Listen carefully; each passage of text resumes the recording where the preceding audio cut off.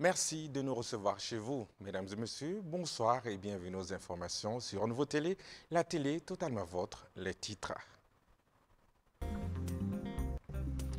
Après la déception infligée au peuple malien par ses équipes olympiques, c'est une affaire de 200 millions de francs CFA qui oppose maintenant le ministre de la Jeunesse et des Sports et le Comité national olympique et sportif du Mali par rapport aux frais de participation de ces équipes. Les détails dans un instant.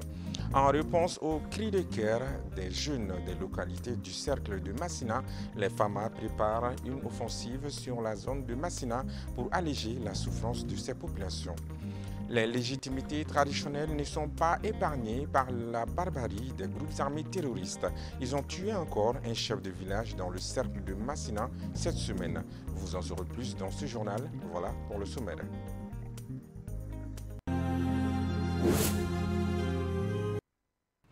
Bienvenue à tous aux informations que nous commençons par ce avis.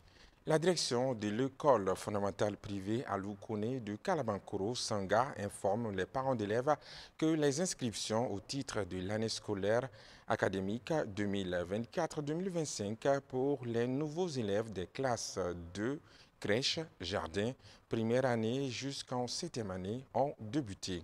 La direction s'est comptée sur la bonne compréhension de toutes et de tous.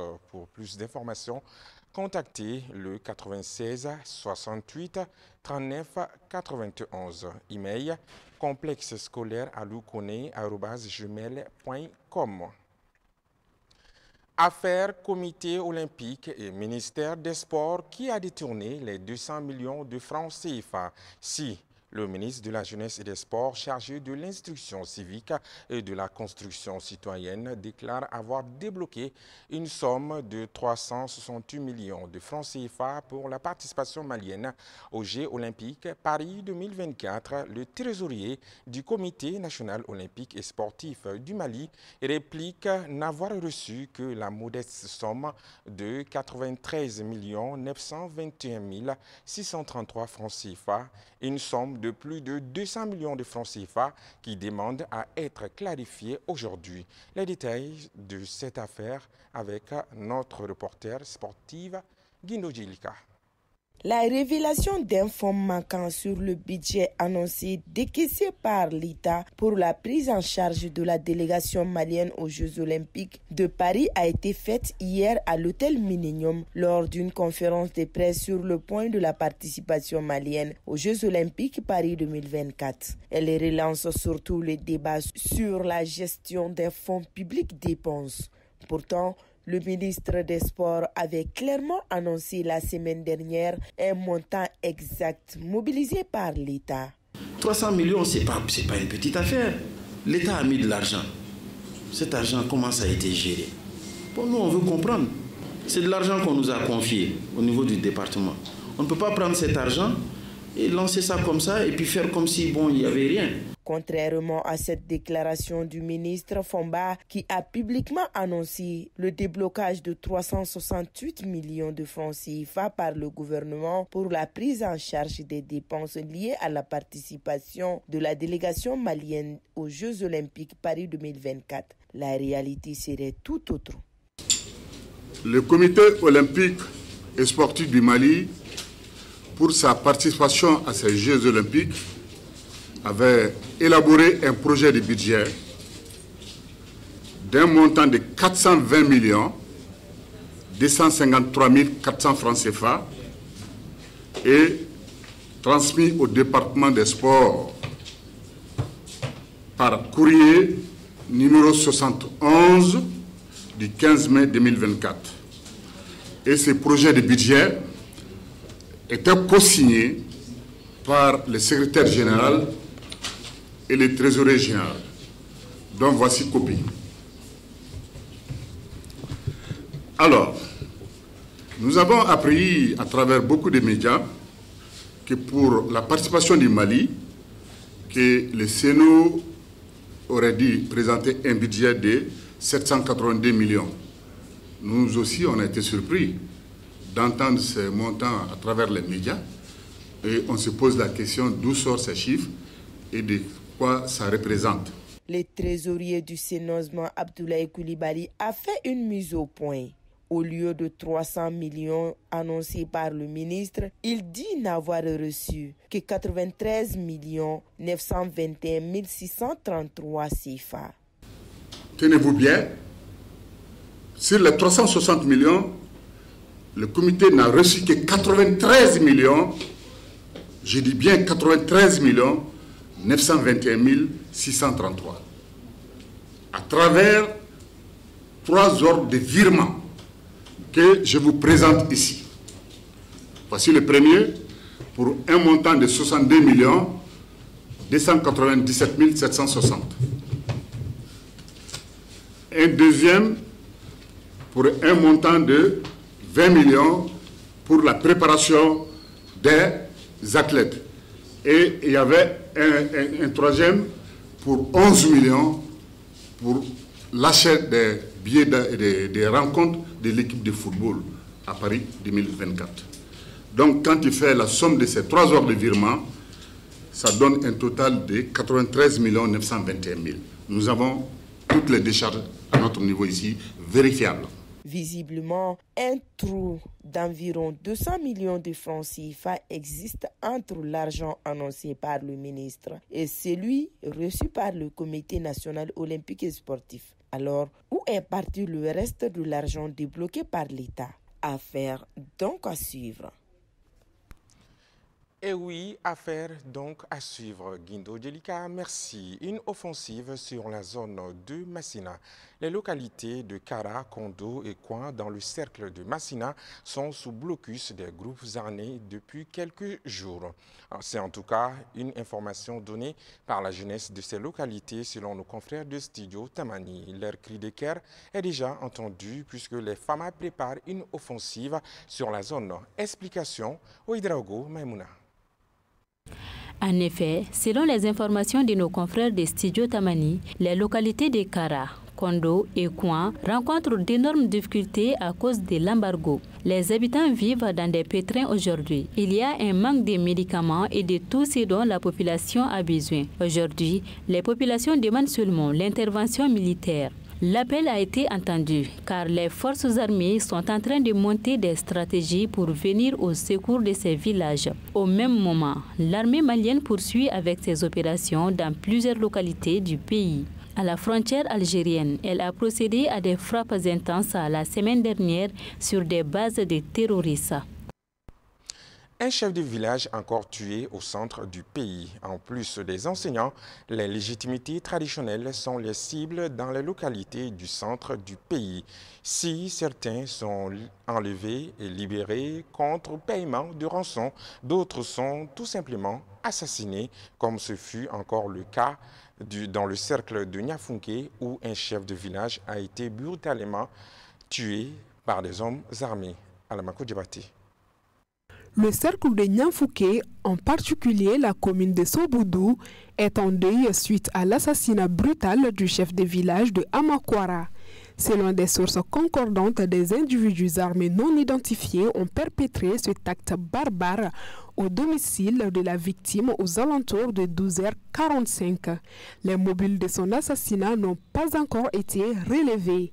Il faut dire que les terroristes ont décidé de s'en prendre aux légitimités traditionnelles dans les régions du nord et surtout du centre. Dans la région de Mopti, plusieurs ont été enlevés cette année et n'ont eu la vie sauve qu'avec le paiement de rançon. De janvier à maintenant, des chefs de quartier de communes urbaines de Mopti ont été victimes, même si on n'a rien appris des conditions de leur libération. Le chef de quartier de Komogel 2 a été enlevé par des hommes armés non identifiés à son domicile à Binia le 29 mars dernier. Il s'agit de la ville derrière le fleuve. Selon des témoins, les assaillants l'ont conduit à une destination inconnue. Les causes de son enlèvement n'ont pas été précisées, mais il a été libéré quelques semaines après. Depuis, plusieurs chefs de village ont décidé de se replier à Bamako pour échapper aux agressions terroristes.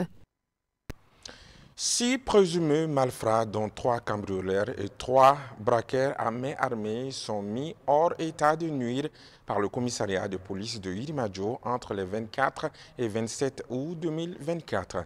Les malfrats interpellés avaient en possession de 2 armes de fabrication artisanale, des munitions et une cisaille. Les détails avec Keita Gabriela.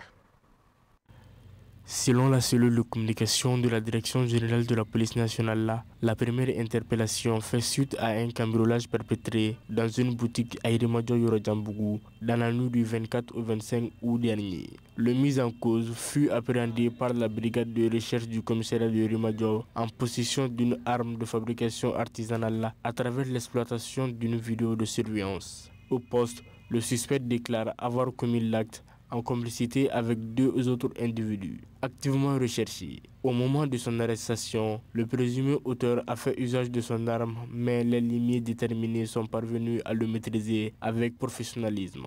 Un deuxième cas de cambriolage, cette fois-ci commis à Siragoromnigitana dans une boutique où les malfrats ont emporté de l'argent et des objets précieux, a été traité avec perspicacité.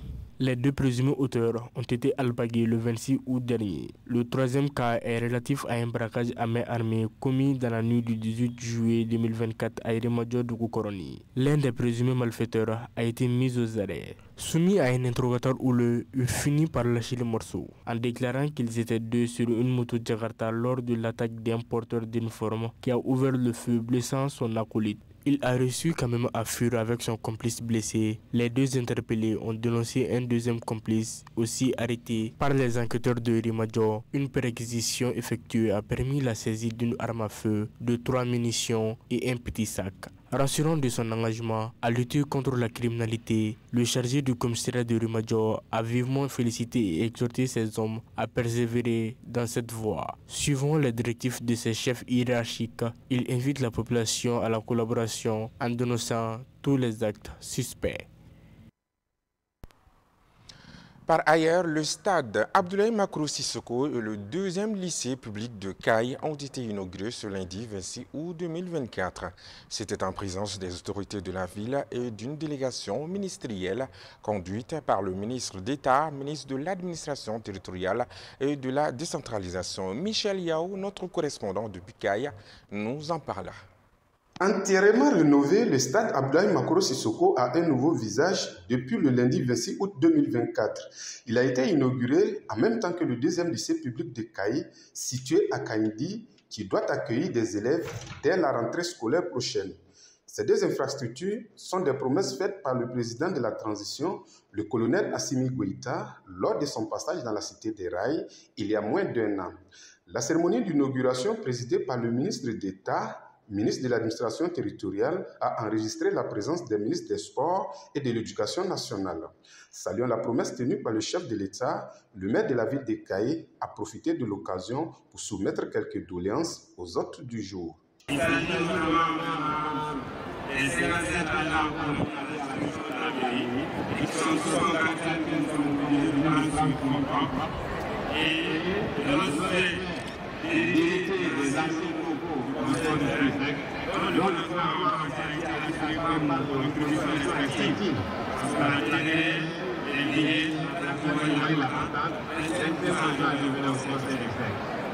s'agit aussi vraiment d'attirer votre attention sur l'état de l'Ouani qui a été impacté dans le cadre des travaux par les Chouchas. Vous voulez faire l'attention du ministre de l'administration et demander si possible l'évaluation du lycée du Goukourani.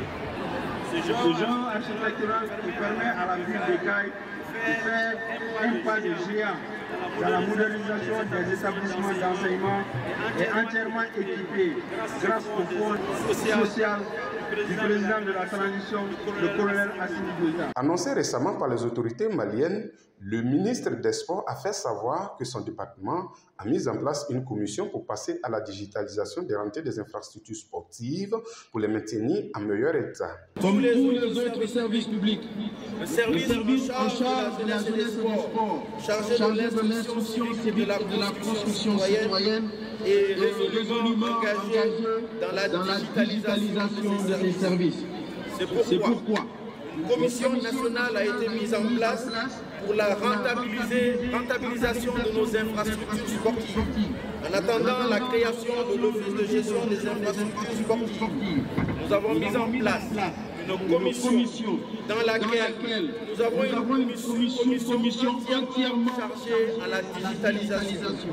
Pour le ministre de l'Éducation, le nouveau lycée de Kaindi est un joyau qui va améliorer les conditions d'apprentissage et de travail des élèves et du personnel enseignant avec des salles équipées. Particulièrement sur la verdoyante rive droite du fleuve Sénégal, de poursuivre leur scolarité dans des conditions idéales. La gestion des flux d'élèves, c'est-à-dire d'apprenants, sera évidemment améliorée au niveau du cycle secondaire.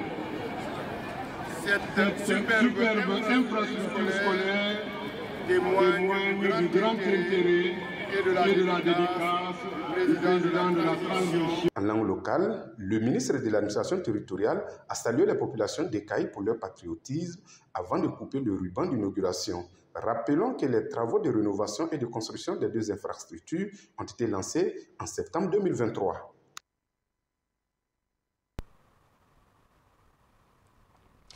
Restons dans le domaine sportif. Conformément à son objectif de promotion plutôt du vivre ensemble et de la cohésion sociale, l'association Angabé Mayala organise du 28 août au 7 septembre 2024 une compétition de football en commune 1 du district de Bamako avec 14 équipes.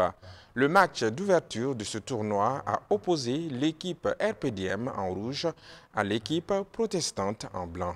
Au terme du temps réglementaire, l'équipe protestante s'est imposée 2-1. Par cette initiative, l'association Angabé Mayala veut promouvoir la paix et le vivre ensemble entre les jeunes de la commune 1 du district de Bamako. Le président du conseil d'administration de l'association, Aliou Ousmane Aïdara, s'explique ici au micro de notre reporter Aliou Sidibé. Je voudrais tout d'abord saluer la présence de toutes ces personnalités et de l'ensemble des militants et sympathisants qui ont bien voulu honorer de leur présence à cette cérémonie de lancement de la première édition de la Coupe Angabé Mayala. Cette grande mobilisation traduit sans doute votre engagement à soutenir les fortes actions de l'association Angabé Mayala à travers la promotion de la paix, le vivre ensemble, l'esprit d'entraide et la citoyenneté.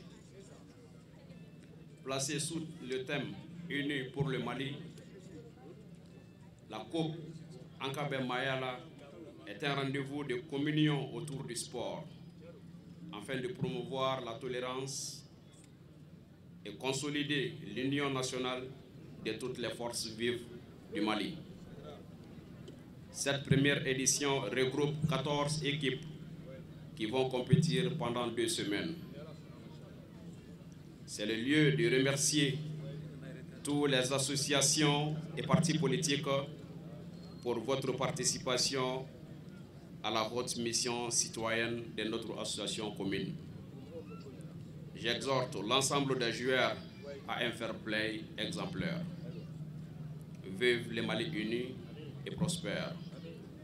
Que le meilleur gagne.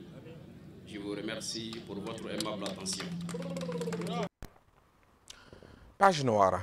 Ousmane Sow, père de l'ancien ministre de la Santé, professeur Samba Sow, est décédé le lundi 26 août 2024 des suites d'une longue maladie à l'âge de 86 ans. Les obsèques ont eu lieu hier mardi 27 août 2024. En cette circonstance douloureuse, les autorités maliennes, les amis et les collaborateurs du professeur Sow ont apporté leur soutien à la famille du défunt. Diakité Lassine était présent. Suivant. C'est avec un cœur meurtri que la famille Sow et ses alliés, la population de Djoukoroni-Para, les amis et collaborateurs ont accompagné Ousmane Sow à sa dernière demeure ce mardi 27 août 2024. Décédé le 26 août, Ousmane Sow, l'un des premiers chauffeurs de l'Institut Marichou et de l'ambassade des États-Unis au Mali, était un homme engagé au développement de son quartier Djoukoroni-Para.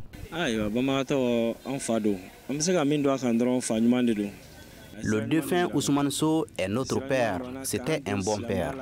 Il nous a montré le bon chemin. Il nous a scolarisés et nous n'avons jamais connu la faim avec lui. Il nous a donné tout ce dont nous avions besoin. Il nous a toujours soutenus. Il a travaillé à l'ambassade des États-Unis au Mali. Durant tout son parcours, il a fait preuve de professionnalisme. Cela a été témoigné le jour où il a pris sa retraite. Nous prions pour le repos éternel de son âme. L'homme de principe, son décès a causé un état de choc chez ses proches, qui ne cessent de rappeler ses anecdotes. Et tout retient de lui l'image d'un homme de grand cœur, socialement bien intégré et profondément religieux. Je veux dire, il est parfait, sans reproche. Il est parfait sans reproche. Il a tout fait pour ces quartiers-là. Il a tout fait pour ces quartiers-là. Vraiment pour le soutien. Vraiment, il a soutenu tout le monde ici. En matière de décès, mariage, baptême, tout. Vraiment. Il est très bien. Il est sans reproche. Vraiment.